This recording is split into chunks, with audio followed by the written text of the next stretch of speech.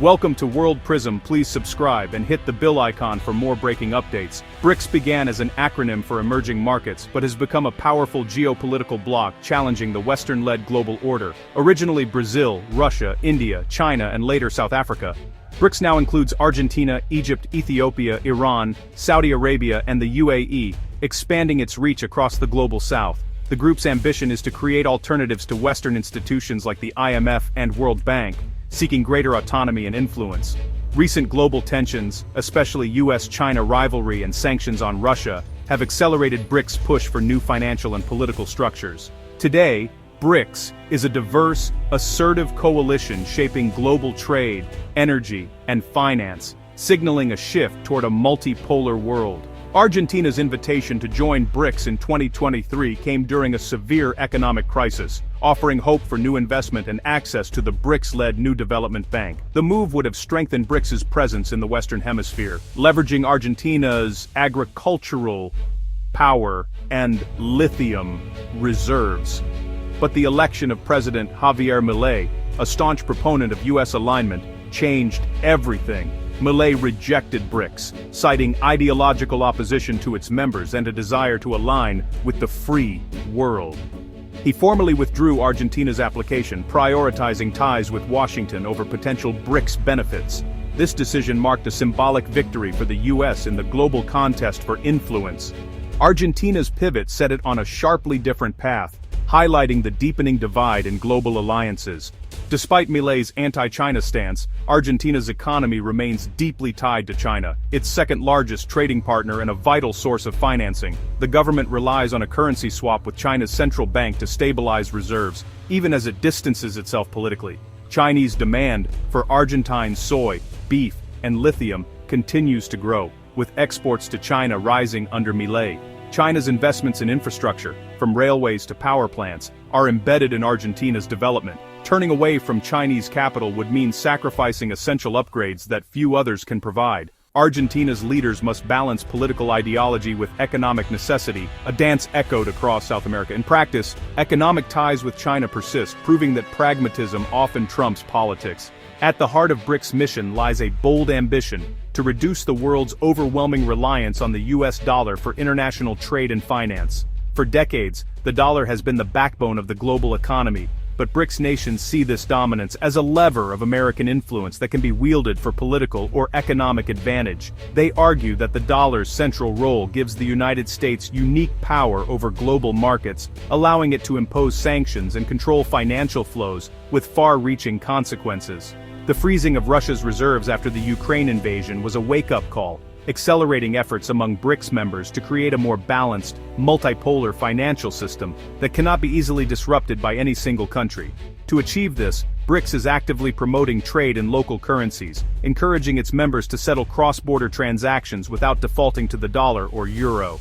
The New Development Bank, a key BRICS institution, has set a target for 30% of its loans to be issued in members' own currencies by 2026, aiming to strengthen financial independence and resilience.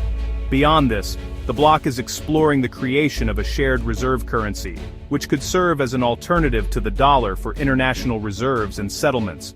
Russia has even unveiled a prototype called the unit, a potential new currency that might be backed by a basket of commodities like gold and oil, adding real-world value and stability. Technological innovation is also central to the BRICS vision, with projects like the blockchain-based BRICS Bridge aiming to modernize and secure cross-border payments. China's Project M Bridge and similar initiatives are designed to bypass Western-controlled systems like SWIFT, reducing vulnerability to sanctions and external pressure. These new platforms promise not only faster and cheaper transactions but also greater security and resistance to political interference, making them attractive to emerging economies. While the US dollar still dominates global finance and trade, its position is no longer unchallenged. BRICS is steadily laying the groundwork for a more fragmented, multipolar financial landscape, where no single currency or country holds all the cards. Quietly, but fundamentally, the world's financial architecture is being reshaped, potentially ushering in a new era of global economic balance and cooperation. The United States, under a renewed and emboldened America First policy, now views the rapid rise of BRICS and the global push for de-dollarization as direct and urgent threats to its long-standing economic and geopolitical dominance. The shifting balance of power has triggered deep concern in Washington, where policymakers see the potential erosion of the dollar's supremacy as a challenge to the very foundation of American influence. In response, the Trump administration doubled down on protectionist measures, launching a wave of aggressive tariffs not only against BRICS members, but also targeting close allies such as Mexico and Canada. These moves were justified as necessary to protect American jobs and industries, but they also signaled a dramatic shift away from decades of global economic cooperation. By 2024, Trump threatened to impose 100% tariffs on all goods from BRICS nations if they introduced a new currency to rival the dollar. The following year, these threats became reality, with steep tariffs slamming exports from Brazil, India, and South Africa, sending shockwaves through global markets and raising fears of a new era of economic confrontation. This marked a decisive break from the era of free trade, as the U.S. pivoted to transactional, nationalistic policies. Tariffs became economic weapons, wielded to punish rivals and reward allies, fundamentally altering the rules of international commerce and signaling a willingness to use economic leverage for political ends. The strategy was clear: make defying the U.S.-led order costly and unpredictable. Yet this approach risked unintended consequences, pushing America's rivals closer together and accelerating the formation of alternative trade blocs. Global supply chains, already fragile, faced new disruptions as companies scrambled to adapt to the shifting landscape. At home, American consumers and businesses felt the impact firsthand. Prices for everyday goods climbed, uncertainty gripped markets, and business owners worried about the long-term effects of trade wars and inflation. The costs of economic nationalism were no longer abstract. They were visible in store aisles and balance sheets. The global trade landscape has become a high-stakes battleground, where economics and geopolitics are now deeply intertwined. As nations compete for influence, the world watches to see who will shape the next chapter of international order. South America is caught between U.S. security ties and growing economic dependence on China. China is now the top trading partner for most major economies in the region, driving demand for commodities like copper, soy, and lithium. Chinese investment, often with fewer political strings, funds transformative infrastructure projects like Peru's Chancay megaport. These projects deepen China's influence and offer tangible benefits that are hard to refuse. Meanwhile, the U.S. focus on security and recent protectionist moves have created frustration and uncertainty. Regional leaders seek to maximize economic gains from both powers, maintaining autonomy in a complex geopolitical landscape. The continent's future hinges on navigating this delicate balance without alienating either side. Argentina's rejection of BRICS is a defining moment, exposing the tension between political ideology and economic reality. This decision didn't just make headlines, it sent ripples through international markets and diplomatic circles, forcing leaders everywhere to reconsider their own alliances and strategies. For Argentina, the choice was about more than just economics. It was a statement about its place in a rapidly changing world.